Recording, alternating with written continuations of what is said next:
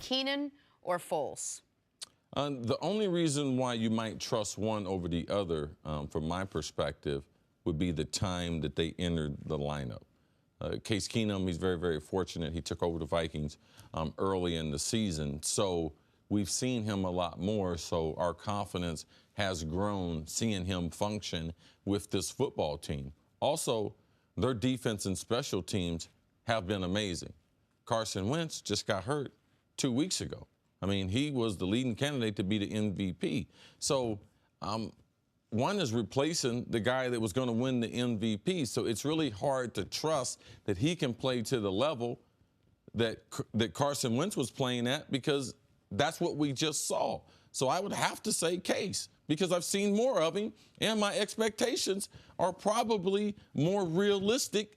And the Vikings, I believe, have a better defense or a better supporting cast for the quarterback. So Case Keenum, for me, coming down the stretch, I believe to have more confidence in or would trust more than Nick Foles. I believe Nick Foles has more talent, more throwing talent. Now, he's not as mobile as Case, but as an overall arm, if we were having a throwing contest, I would take Nick Foles. And I really do trust Frank Wright, the offensive coordinator there in Philadelphia, and the offense that he's gotten them into at the end of the game 2 weeks ago, and last week's game plan that they had against the Giants.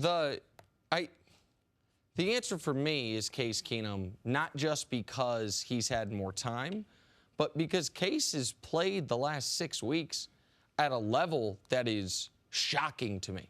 Last 6 weeks, Case Keenum's the NFL's highest-rated passer. Like that. How can that be true? It is true. Like, I don't know. I don't quite understand it, but I know that it's true. So I've seen more from Case, as Chris mentioned, and I've seen Case at a very high level for now 6 weeks. I mean, that's a big enough portion of a season that a 6-week suspension for Zeke derailed the Cowboys season. That's almost 40% of the year. Case has been excellent. Nick Foles is just perplexing to me, because you can easily make a strong or anti-Nick Foles case because we haven't seen him this year. The strong case would be, look at Foles' whole career, except for when Jeff Fisher had him. And look at what Jeff Fisher did with Case. Look at what Jeff Fisher did with Jared Goff. Everywhere Foles has been when he's had the opportunity, except with Jeff Fisher, has been awesome. That's the case for him. The case against Nick Foles would be, man, remove that outlier year in Philly, that 27 touchdown, 2 interception year, and he's been what you would think he is, a replacement-level backup quarterback. So we're going to find out how good Nick Foles is in these coming weeks in the most pressurized situations in football once we get to the playoffs. But here's what I want to ask you, Chris. And this is what's so interesting about the NFC playoffs this year. Top 5 seeds: Philly, Minnesota, the Rams, the Saints, the Panthers. Going into the playoffs, aside from Drew Brees, is there any quarterback that you're fully confident in? Well, it's about the team. I mean, football is the ultimate team game.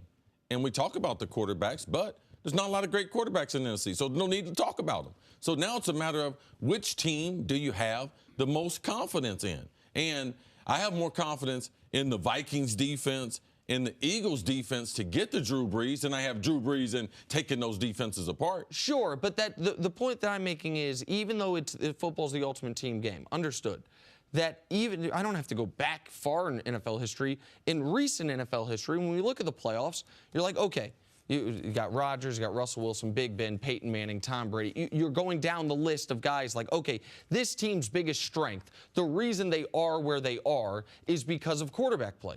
You look at the top 5 seeds in the NFC right now, I don't know that you'd say that about any of them, including the team with Drew Brees. Right. Well, the reason is because quarterback injuries, and also there's a changing of the guards in the National Football League. A lot of these older quarterbacks are going out. Phillip Rivers, Ben, Eli, they came in a long time ago. These younger quarterbacks, we don't have a bunch of confidence, and the injuries. So it just happens to be a hodgepodge this year. You know, Ben in the AFC, Brady in the AFC, and Drew Brees in the NFC. And that's it. Right. I'm going to put one vote in for Case Keenum, back to our original question, for your reason and for your reason. Mine would be, this guy had to play every week knowing that his team we're talking about having trust in a guy, barely had trust in him, which was every week you're going to play for your right to play another week. That is a lot to place on a guy, even a journeyman who's been in the league for a long time, but who's carrying a very good Vikings team right now, a team with very high hopes and a lot of promise that's supposed to go pretty deep into the playoffs. Hey, you're the backup. We got a guy who we love who's right behind you. Don't screw it up. If you can do that, you can play another week. The fact that he's managed to play 6 weeks and string together 6 great weeks of football, and some haven't been great games, but he's managed to keep that team in it, I say stands a lot and goes very far towards. I mean, aside from the game against Carolina, he hasn't had a bad game. Since Teddy's come back, he's played the best football of his career. Like as you mentioned, when he finally had a chance to lose the job that he got because of an injury, that he could lose because of plays, when he played the best football of his career, he deserves all the credit in the world. And one of the best things could have happened last week in a blowout. Teddy was able to be put into the game. They gave him an ovation. Also, Teddy threw an interception, so I think that Case's leash just got extended just by that.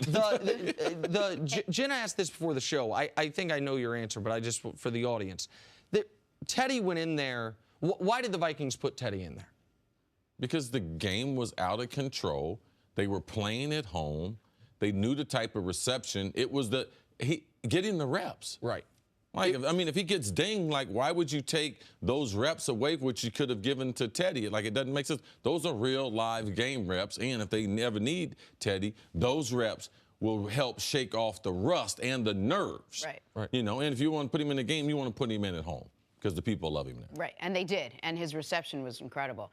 Thanks for watching. Subscribe here to get the latest from the show. Also, be sure to check out more of the best clips from First Things First, or go watch a few segments from our other shows on FS1.